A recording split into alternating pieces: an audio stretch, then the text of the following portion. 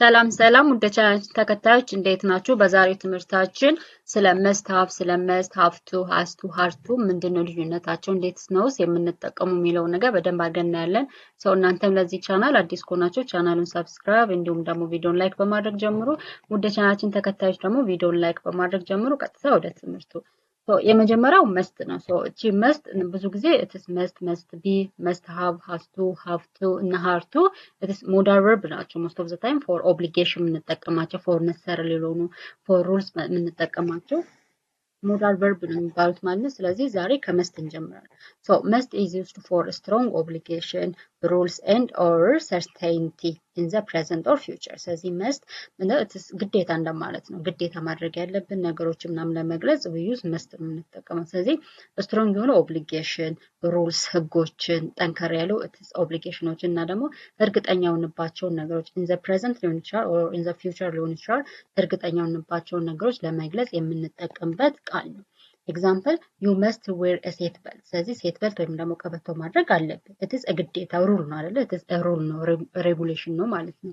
and she must study hard። እሷ ጠንክራ ማጥናት አለባት። ኢትስ ምን necessarily በቃ ግዴታዋ ነው። ስለዚህ ጠንክራ ማጥናት አስፈላጊ ነገር እስከሆነ ድረስ she must study hard። ጠንክራ ማጥናት አለባት። ኢትስ ምንድነው ለእሷ ግዴታ ኦብሊጌሽኗ ነው ማለት ነው። and he must be tired። he must be tired። እሱ በጣም ደክሞታል። ምንድነው ስትሮንግ የሆነ ገስ ነው። ለምሳሌ ነገር ሰርቴኒቲ እርግጠኛ የሆንባቸውን ነገሮች ዲስክራይብ ለማድረግም ዩዝ መስት እንጠቀማለን። ስለዚህ he must be tired ስለ እሱ በጣም ደክሞታል። ፕሮቴስ ምንድነው ፕሬዘንት የሆነ ነገር ሆኖ አሁን ላይ ያለ ነገር ሆኖ በትስ ምንድነው ሰርቴኒቲ እርግጠኛ የሆንባቸው ነገሮች ናቸው ማለት ነው። and the other one is must be ነው።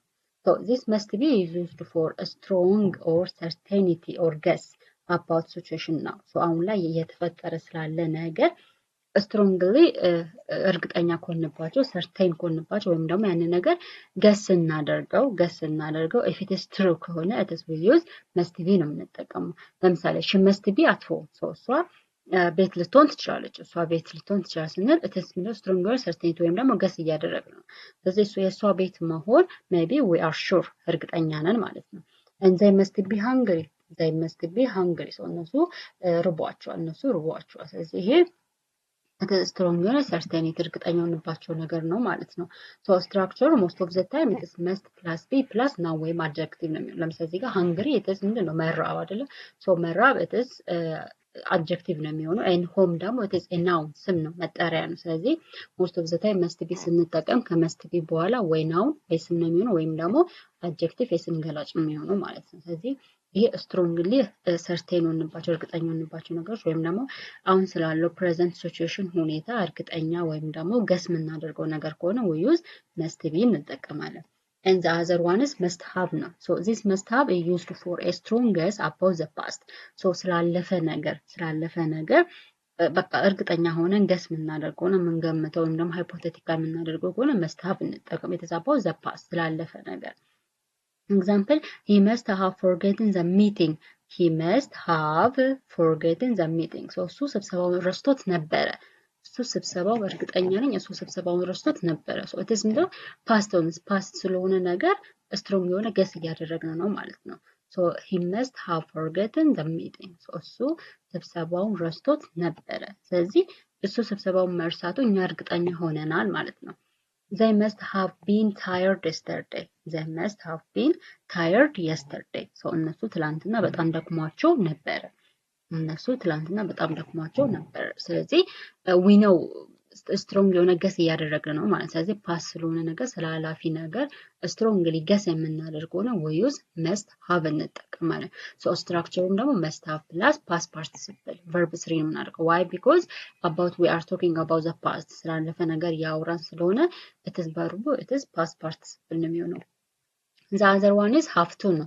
this have to is used for necessary or obligation from rules situations or circumstances። so most of the time have to ስንጠቀም it is not strongly obligation አይደለም። ያ ማለት ይሄን ነገር ባታደርጉ እንዴት ሆናላችሁ የሚባል በጣም ጥብቅ የሆነ ነገር ሳይሆን so we have to do that ያን ነገር ማድረግ አለብን ምናምን ላይክ አስፈላጊ ነገር ከሆነ we use have to ነው የምንጠቀመው። so have to እና must ልዩነታቸው must it is a strong የሆነ obligation ነው፣ strong የሆነ rule ነው፣ strong የሆነ necessary ነው። but have to ግን it is less ነው ከመስት it is less የሆነ ነገር ነው ያ ማለት ይሄን ያህል በጣም አስፈላጊ ነገር ላይሆንም ይችላል በጣም ኦብሊጌሽን ያንን ኦብሊጌሽን ብትጠብቁም ባትጠብቁም ዛት ማች የሚያመጣው ፓኒሽመንት ምናምን ነገር የለም ነገር ግን have to it is less ነው ከመስት so used for necessarily or obligation from rules situations or circumstances እንደ ሁኔታው ላይ circumstance ላይ ዲፔንድ ሆናችሁ ያንን ነገር ማድረግ ወይም ደግሞ አለማድረግ ለምሳሌ I have to wake up early so እኔ በጠዋት መነሳት አለብኝ so በጠዋት ብትነሱም ባትነሱም በጠዋት መነሳታችሁ necessarily አስፈላጊ ነገር ነው but በጠዋት ባትነሱም ዛት ማች የሚያመጣው ነገር የለም and we have to finish the work today so ዛሬ ስራውን መጨረስ አለብን so ዛሬ ስራውን ባጨርሱ ነገ መስራት ትችላላችሁ ለምሳሌ እዚህ ጋር we must finish the work today so ዛሬ ስራውን መጨረስ ግዴታችን ነው አያችሁ must እና have to ስትጠቀሙ የተለየ ነው must ለምሳሌ ዛሬ ስራውን መጨረስ አለባችሁ ከተባለ it is ምንም ግዴታ ነው ማለት ነው but when we use have to ስንጠቀም ግን we have to finish the work today so ዛሬ ስራውን መጨረስ አለብን so that much ምንድነው obligation ወይም ደግሞ ግዴታ የሆነ ነገር አይደለም ማለት ነው ስለዚህ ነገ መስራት ይችላል ነገር ግን ዛሬ በጨርሱ የተሻለ ነው ማለት so have to must it is less ነው necessary ወይም ደግሞ አስፈላጊነት and the other one is has to ነው has to is the same as have to ነገር ግን የምንጠቀመው has to እንደምትረው for singular subject ነው የምንጠቀመው it is the same with have to but has to used for he she and it ስለዚህ for singular subject we use has to and for plural subjects we use have to so she has to wear a uniform so እሷ ዩኒፎርም መልበስ አለባት and he has to pay the bill ወይም ደግሞ ክፍያውን መክፈል አለበት ስለዚህ for singular subjects we use has to and for plural subjects we use have to ማለት ነው and the last one is have to ነው so this have to is a past form of have to or has to ነው ስለዚህ have to እና has to past form it is have to ነው ለምሳሌ it is used for past obligation or necessity ስለዚህ has to እና have to የምንጠቀም for present ነው for present obligation or necessary የምንጠቀመው ነገር ግን have to ሲሆን ግን it is for past obligation so እንደዚህ ማድረግ ነበረብኝ ያ ነገር እንደዚህ አስፈላጊ ነበረ ብለን ስለ ኃላፊ ጊዜ የምናወራ ከሆነ we use have to ነው የምንጠቀመው example I had to leave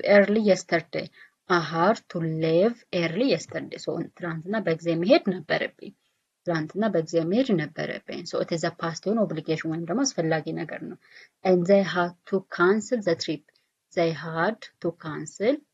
so trip ወይም ደግሞ ጉዞ መሰረዝ ነበረባቸው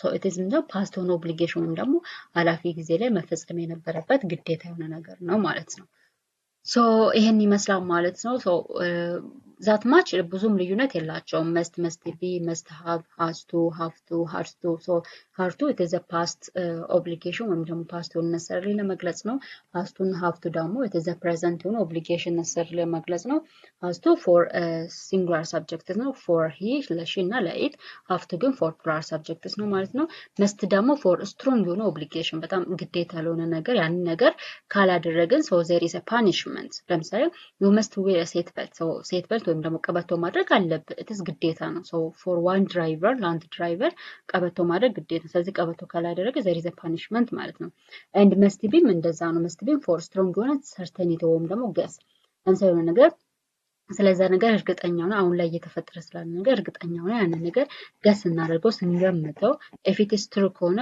most of the time with must be ነው የምንጠቀመው ለምሳሌ she must be at home so እሷ ቤት ልትሆን ትችላለች ስለዚህ guess የምናደርገው ነገር it is strongly certain እርግጠኛ ሆነናል ማለት ነው and the other one is must have ነው so must have ደግሞ it is about strong የሆነ guess about the past so ስለ ኃላፊ ነገር ወይም ስላለፈ ነገር guess የምናደርገው ነገር if it is strong ከሆነ it is must have ነው የምንጠቀመው so must have ስንጠቀም ደግሞ it is verb past participle ወይም verb 3 ነው የሚሆነው he must have forgotten the meeting so እሱ ስብሰባውን ረስቶት